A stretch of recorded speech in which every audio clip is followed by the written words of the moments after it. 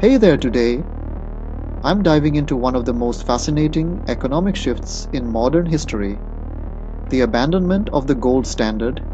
So, buckle up and let's travel back in time. First off, what exactly is the gold standard? Simply put, it's a monetary system where a country's currency or paper money has a value directly linked to gold. The gold standard involved a commitment by participating countries to fix the prices of their domestic currencies in terms of a specified amount of gold. This system provided a stable exchange rate between countries, which was crucial for international trade and investment. Now, let's talk about its advantages. One of the biggest perks of the gold standard was that it prevented governments from printing too much money, which helped keep inflation in check. Because the money supply was tied to gold, it ensured that currencies retained their value over time. This stability fostered confidence in the economy and promoted long-term investments. However, the gold standard wasn't without its downsides. For one, it limited the flexibility of governments to respond to economic crises. In times of recession, countries couldn't just print more money to stimulate the economy because they were restricted by their gold reserves. Moreover, the discovery of new gold could drastically affect economies. For instance, a large gold find could lead to inflation, unsetting the very stability the standard aimed to provide. So, why was the gold standard abandoned?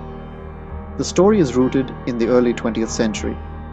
During World War I, many countries suspended the gold standard to print more money to finance military expenditures. The interwar period saw numerous attempts to return to the gold standard, but it was fraught with problems. The Great Depression hit, and countries realized they needed more economic flexibility to combat such severe downturns. In 1944, the Bretton Woods Agreement established a modified gold standard where the US dollar was pegged to gold and other currencies were pegged to the dollar. But even this didn't last.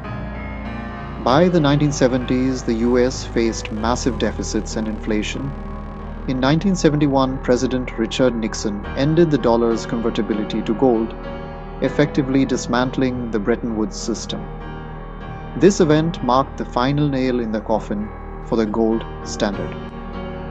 In conclusion, while the gold standard provided stability and curbed inflation, its lack of flexibility made it unsustainable in the face of economic crises and evolving global markets. Today, fiat money rules the world, currency backed by the trust in the government rather than gold. Thanks for tuning in. If you enjoyed this deep dive into economic history, don't forget to like, comment, and subscribe. See you next time